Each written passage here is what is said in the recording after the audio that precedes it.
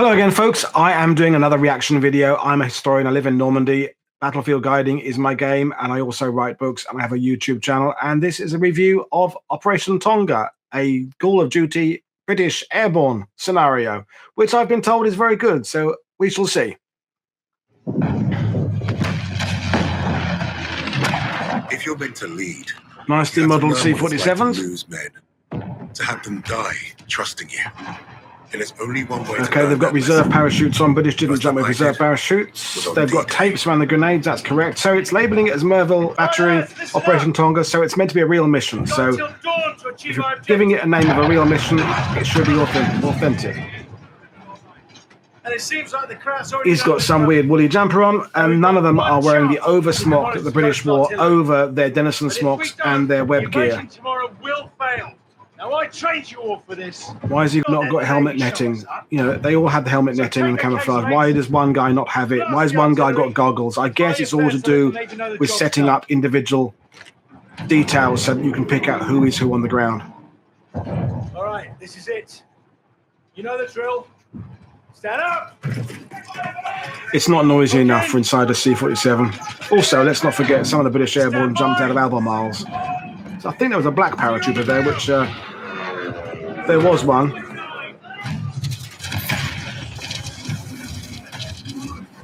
Okay, too many aircraft on fire. The British do lose a few C-47s, and they're quite spread out and normally. It tends, as a rule of thumb, the ones that got lost, but the ones that were off course ended up kind of in their own, flying over a German position. I mean, this is what, 2, 3, 4 have gone down already. This is too many. It's all very dramatic, and the animation of the video gaming is incredible, but he just deployed his reserve parachute. Well, the British didn't have a reserve parachute, so he'd be dead by now. Now he's landing in water. What the hell is all that about? That was an M1 around there, I think. The British do drop over an inundated area near the Dee Valley, but we're talking 2 or 3 foot of water. He's landing in about, well, like an ocean or a lake. It's too much water. Also, not referencing the fact the British tended to jump with drop canisters, their weapons in drop canisters slung from underneath the aircraft. So you don't have a weapon on you when you jump. You and the members of your stick run to the drop canister with a different color parachute, and you from that take out your Bren gun, your rifle, often in a padded valise. So that's wrong. There's no windmills like that anywhere near the British drop zones. To me, that says the Netherlands. Astonishing amount of searchlights. The only amount of searchlights there'd be that many would be on a kind of a German city at this point of the war. There's not enough. The Germans don't have enough searchlights to put them on around the coast like that. Well, it's very generic landscape, incredibly well modelled. But now some of the British paratroopers are landing in the Bois de Breville, which is this could be representing.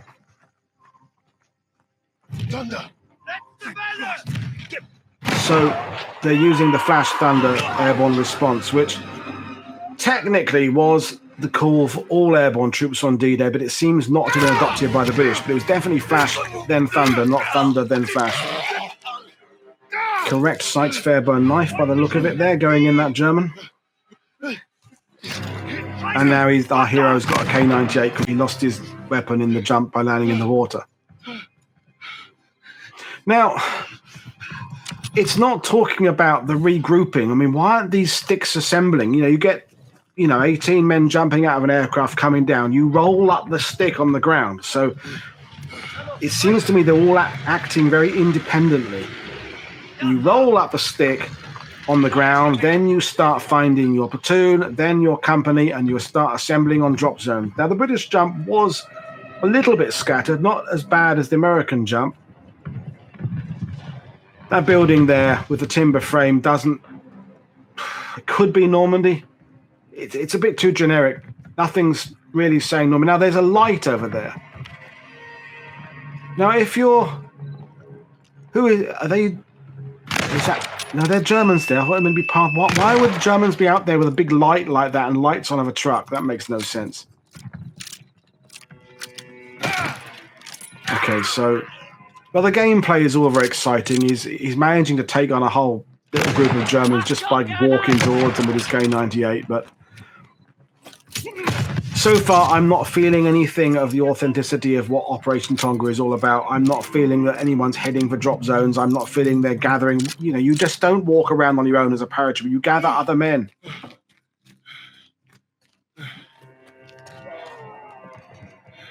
Yeah, well, this straw farmhouse, straw clearing a farmhouse. Yeah, whatever. Now, as I said, they labelled this Operation Tonga Merville Battery. So that was a German gun battery that could fire towards Sword Beach. It's a few miles inland, although the observation bunkers for Merville are on the coast, Merville, Franceville. And the gun battery was to be attacked by the 9th Parachute Battalion, which is Colonel Otway's battalion. It kind of went wrong right from the beginning. There was supposed to be a glider land within the battery so that has engineers inside in it. And the whole battalion, essentially, apart from those on drop zone defense, were meant to assault the gun battery. I'm wondering really how it's going to approach that. Is it going to approach it authentically? I mean, the plan was for engineers kind of in the darkness to kind of clear a path through the minefield, then use that approach there by having a diversionary attack coming in from the gateway. I'd like to think that's how they're going to approach it in this, so that they have some level of authenticity.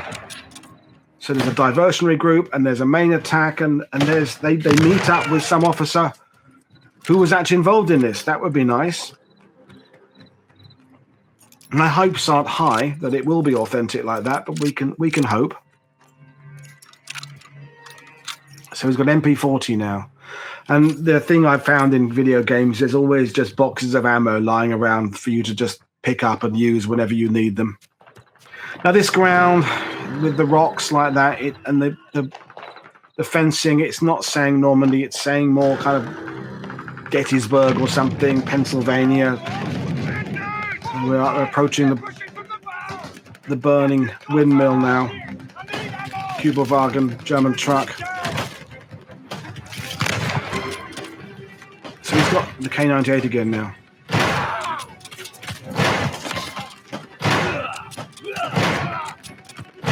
These Germans who've got automatic weapons are somehow managing to not defeat a single guy with a bolt-action rifle. And they're on home turf as well. They know where the entrances and exits are. But yes, they're completely lost. Thunder! Don't shoot! Damn you, Kingsley.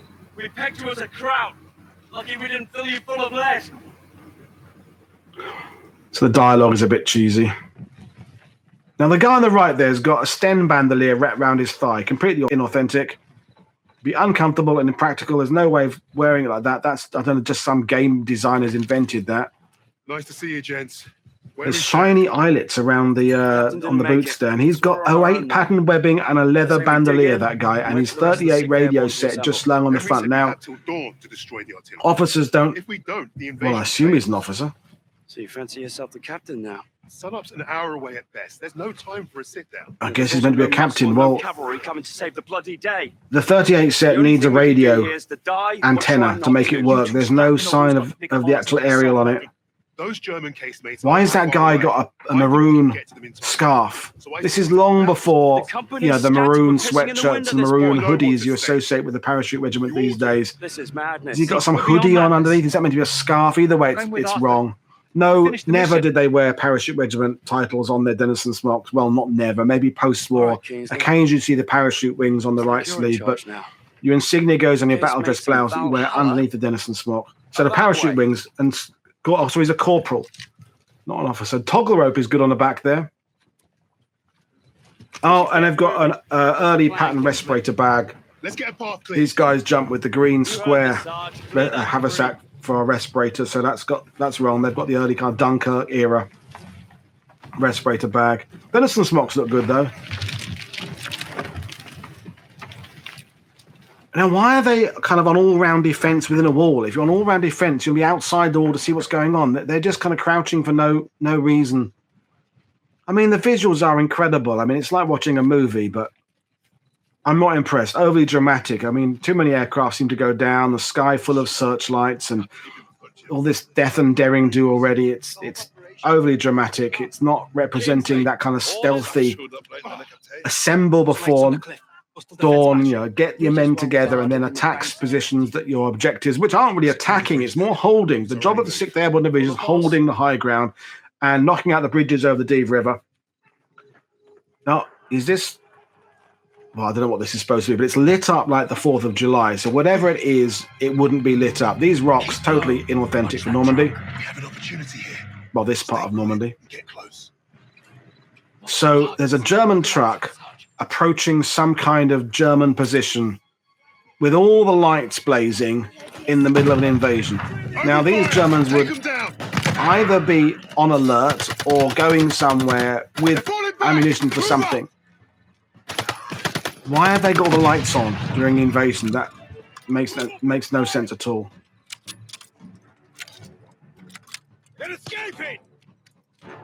Weird names some of these paratroopers have. That was M-I-A-R-O.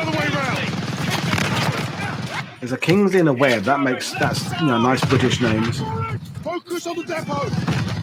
So this is some kind of supply depot. Well, I can categorically tell you there is no German supply depot within the 6th Airborne objectives.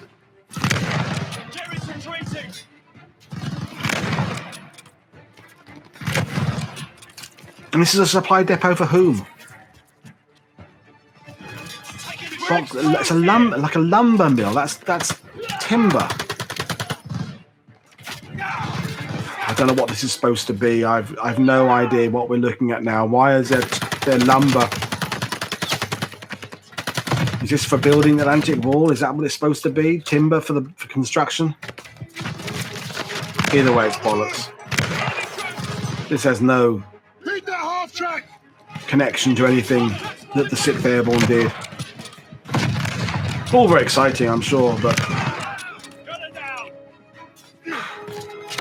why give it a historical name if it's just a fantasy world with the fantasy missions that you've created as game players for your players? Take out the reinforcements.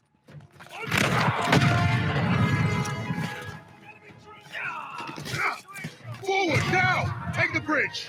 Oil drums. There's always oil drums. Half track. There's no German armour anywhere near where the 6th Airborne are jumping until later on when 21st Panzer start pushing up. And that's well after the sun has come up.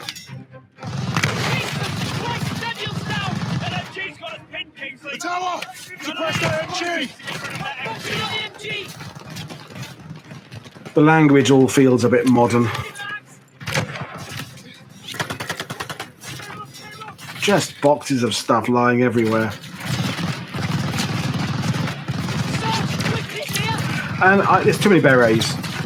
I said that in the Pegasus Bridge one, Call of Duty, which is a lot older game. But you know, these guys are wearing the helmets because A, they give protection, they're green. You kind of put your berets on when either things are getting better and things are calmed down, or you're eating and you're out of the line. Yes, you do see some photos of guys wearing their berets in combat, but you know, you wear a helmet for a reason. So I don't know what this space is supposed to be. It's some kind of depot, so please don't tell me they hijacked that truck. They're going to hijack a truck, aren't they? Now, why would you do that? Just why would you endanger yourself by driving down a road in a German truck? There's the guy with the Jawa-style Star Wars leather bandolier, which is just nonsense. He's got the ubiquitous shoulder holster. Hey, Sarge, got it done.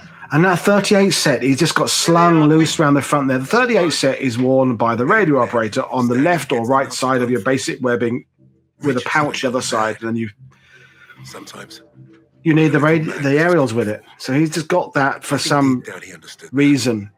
And realized? If he's lost the aerials, then don't carry the radios. The tape around the Mills bombs is very authentic. You have that in case the pin comes out and the spoon comes off, the grenade won't go off because the tape is holding it on. Now that looks like the guy there had a Sten Mark II rather than a Sten Mark V, which you would normally associate as the paratrooper. weapon. That guy's got body armor on. I hadn't noticed that, but yeah, you can see the early pattern respirator. And I don't know what that pouch is on the back. There's like a square pouch. Body armor's a nice touch. Some members of 6th Airborne had that, although it's more of a 1st Airborne Arnhem thing, like Airborne Recce wore them because of the fear of being Kroth, Lund, some odd names, Funk, Franz, Troutman, Howells, Bulgar. It's like this is Canadian parachute battalion with more kind of Polish and Ukrainian names. I guess it's trying to make everybody who's playing this around the world feel they've got a part. Oh, I'll be overlooking the gun battery now. Is this where we are? See for yourself. It looks like we are. So that has absolutely no basis in reality, at least in the British sector. This is copied on Point du Hoc, isn't it, where the Rangers were on the cliff top. So when they say it's a coastal gun battery, a coastal gun battery doesn't need to be sitting on the coast. If you've got guns that fire 50 miles, you can still be 2 or 3 miles inland and still reach naval targets, as was the case with Merville. If you're on the coast, you're more vulnerable. Point du Hoc is on the coast because of the point nature there, that great 180-degree field of fire, but most of the gun batteries are inland aways. Oh, what the hell has he got that leather bandolier on for? No engines. Because the only thing that could possibly have is clips for a rifle, but I don't know what weapon that guy's carrying, but I don't think it's a rifle. So yeah, you very rarely see, I'm not going to say don't, you very rarely see embroidered shoulder titles on a Denison smock. And that Sten bandolier around his leg is just bloody ridiculous with the guy with the body armor. And his pouch doesn't appear to be connected to the belt. It's wobbling. It's connected to the belt. Oh, he's got a gammon bomb there, which is nice. Yeah, he's got a gammon bomb there on his belt. That's a nice, authentic touch, although I don't know if they wore them kind of on top of anything like that. They keep them inside a pouch, but that's for destroying gammon bomb. You can use it in the tracks of an enemy tank, or you can put it in, maybe they're carrying the gammon bombs to disable the German guns at the coastal gun battery. So there's some things about the uniforms that are good, and there's some things that are just not good. So they're getting in another truck, or is it the same truck? So what the hell are they getting in that for? What's that? They're rolling the truck down towards the gun battery. Now, there must be a reason why they're doing that, although I can't for the life of me understand what that reason might be. Are they using it to try and clear a path through the minefield? Could be. Okay, so about 150 guys of 9th Parachute Battalion ended up attacking the actual Merville battery. They managed to kind of half clear a path through the mines. I mean, you can go and watch a show or read a book about Merville battery. What we're seeing here has no basis on what really happened at Merville battery. Or they've suddenly regrouped with lots of other guys now. See, this is why you spend the night gathering, so that when you finally attack, you've got a group of men of large number. And then you can have your base of fire, some attacking from the left, right, whatever. It just seems they've all just ended up here independently. These kind of attacks, you have a start line somewhere away from the objective, and you keep gathering men there until you've got enough to do it properly. You don't just arrive, and the first 2, when they get there, start attacking, and then the 2 more arrive, and they start attacking at 2 minutes. That's just silly. So the Germans know they're there now, and how are they just going to attack this by running straight towards it? Okay, the good old running towards the enemy and hoping for the best. Now, the Merville battery attack was very costly, and I guess they're replicating some of the danger of attacking it, but what we're seeing on screen just has nothing to do with what Merville battery actually looks like. And just boxes of stuff everywhere. Although already, in terms of detailing of the fantasy bunkers they've created, the doors, the telephones, the ventilation positions there, the weapons ports, it's all reasonably authentic. But so now they're moving in here. Now they've got grenades, so there's a door there. So what are you going to do? Is, well, open it a crack and throw a grenade in, because the Germans are going to be on the other side of that, theoretically, aren't they? I mean, surely. This is it. You're on me. So he's been killed. Okay. See, this is not getting across how well trained the parachute regiment are, and why they have spent months training to assault fixed positions by using, bases of fire and cover fire and 2-inch mortars and 3-inch mortars. And and coordinating things so you make your advantage of your skill work for you. You know, this is just being sent in like under-trained cannon fodder just for dramatic license in the video gameplay. But Keep pushing. it's all a bit, you know, it's all a bit Rambo, isn't it? It's all a bit just.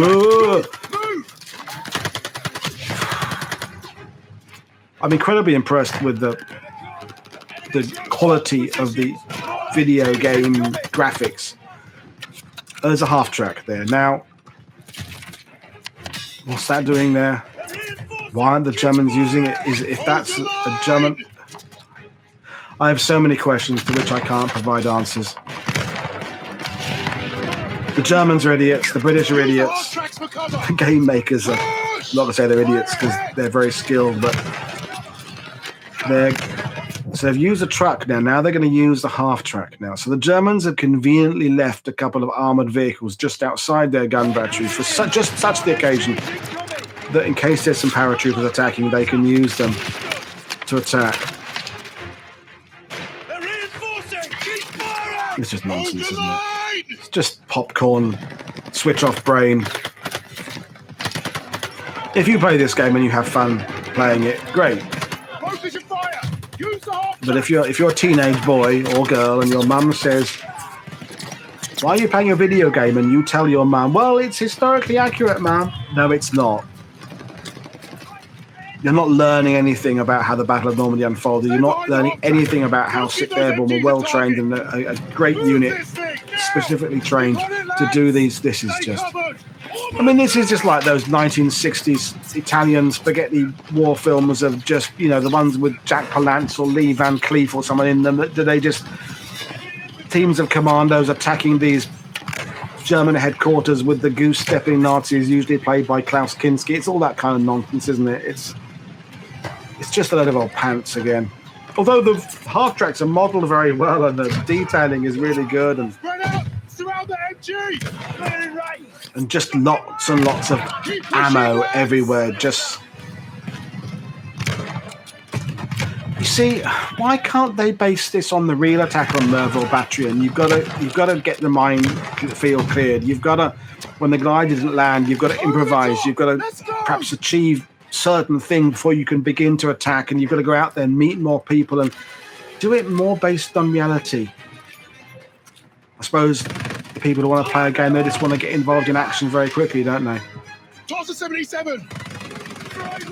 So 77, that's a phosphorus grenade, so the green grenade. I'm hoping if they show it there, they'll actually show it accurately. Yeah, the guy on the right's definitely got a Sten Mark II. The majority of airborne troops had Sten Mark 5s.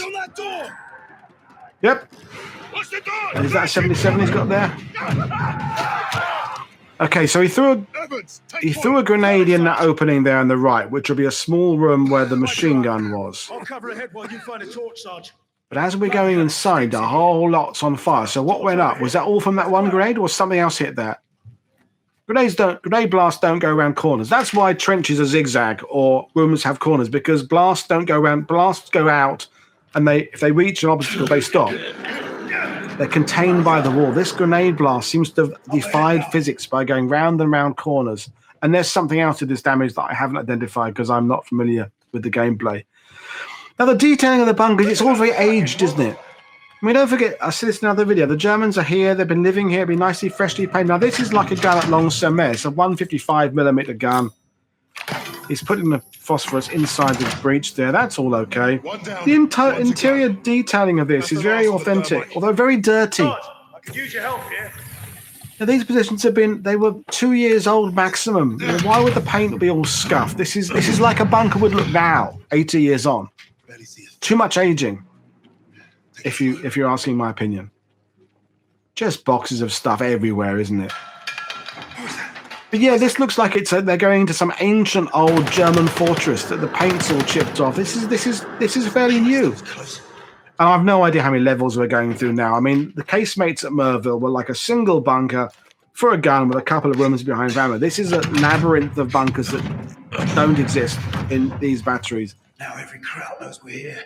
Bunk beds look quite good. They are on chains like that, so they can be flattened against the wall during the day and up at night. That's authentic. I like the way the trenching tool is wobbling down his belt, and the Denison smock modeling looks very good. God, that was close. Albeit without the Pegasus on the sleeve generally. Grenade! Get down! So this is way too complex, this bunker system. But we know it's fantasy, so they don't care, do they, the game makers? I mean, they're always like Dungeons and Dragons, 4 or 5 levels. So we know what happened at the last door. They went for it and there was a German on the other side. So bring an engineer up, blow the door, use a satchel charge or something, or just open it and hope for the best again. Take cover! Smoke ready! Clear him out! We did throw a grenade in, I suppose. Smoke up! Go! Oh, smoke. So the way the gun sits there, that's modelled on Long-Sur-Mer. These aren't the type of guns that Merville Battery. These are the kind of guns the Kriegsmarine operated. The guns at Merville were Army. He's putting like a Bangalore in there or something. I don't know where they got that from. And there's a ladder up to something else. And that guy appears to be wearing puttees rather than anklets for some bizarre reason. And we're on the cliff top. Yeah, okay. So it's back to... This is the opposite side of the cliffs. He's going to shoot the flare now to do something.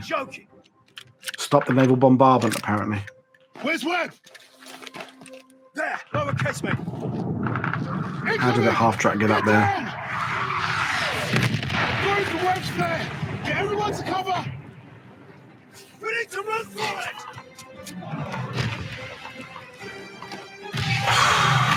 Truck just flown through the air. Is this the naval bombardment doing this? Because they haven't managed to get the flare up. It's all a bit like the countdown on bombs in films is always 5 seconds. So he just gets there within like seconds of naval bombardment, and then the flare doesn't work, and the naval bombardment starts 2 seconds later. So it's all that fine timings of like silly movies like James Bond. I love James Bond movies, by the way. So we're going back into the, I guess this is the other gun position.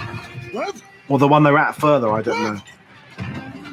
And there's the corporal or officer, whatever the hell he was, with his leather bandolier that's nonsense, and his 38 set that's just slung around his front without the radio. I mean, it's well modelled as the 38 set. Lots of spent brass everywhere, I noticed this time, which was something I didn't have in Call of Duty Pegasus Bridge.